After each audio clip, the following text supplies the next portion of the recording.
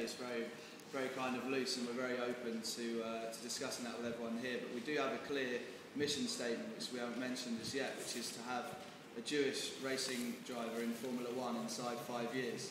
So that's our very kind of firm mission statement. How we go about kind of getting there along that pathway obviously will be discussed today. But clearly, with the financial constraints involved in motorsport, sponsorship is going to play a heavy role in the JRDA across, particularly in helping our young drivers, such as Elon at the moment, and other drivers that we hope to develop. I work day to day in sponsorship, and I guess my role, particularly in the organisation, will be to, as I do with clients on a daily basis, is break down the barriers and obviously just bring some transparency to how all sponsorship works. I think particularly with the sort of financial situation that we have at the moment in the world, and particularly the way sponsorship is evolving, it's far more than just a sticker on a car. There's huge kind of flexibility now.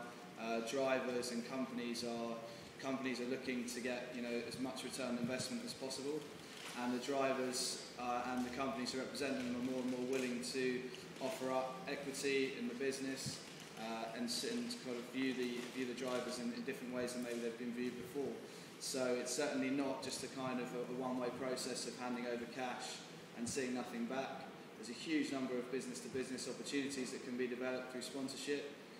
There's direct returns on investment that can be made when a driver gives up equity in his future. So I guess if any sponsor inquiries and any things like that, if you've got a young business and you're wanting to develop things, get some exposure for your brand and meet people and have a hospitality platform, then sponsorship's a fantastic way to do that. And as I said, day to day, that's what we're involved in, and that's what Chris and I are looking to do for the JRDA.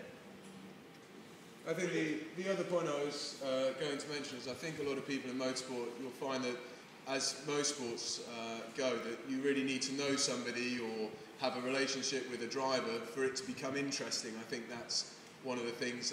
No one will go and watch a driver or watch a race unless they actually have a relationship or have an active part in their careers. And I think what we were hoping, as this diagram illustrates, is that through the drivers we're able to give that personal touch.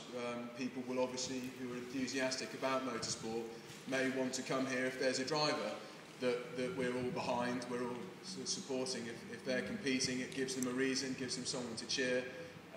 Whether they're first or last, you can be part of that and enjoy it with them. And I think that's very much kind of what we're hoping. And obviously Jonathan and Paul are on the sort of more spectator side, and we hope that together with us on the actual driver side, that we can create the news and all the rest of it that comes with it, and the events for everyone to come to, and that's kind of how we can enjoy our weekends. Yeah, speaking as a home driver, definitely on the spectator side of it. No, that's very true. I think when we were at your Renault event and you had a couple of two drivers in there, it made so much difference to be connected with somebody who was actually putting everything into driving around, rather than the millionaire playboys that you normally see drive around in the F1 teams, who you're sort of connected with at the BBC kind of level, but not necessarily person. So it does make a big difference.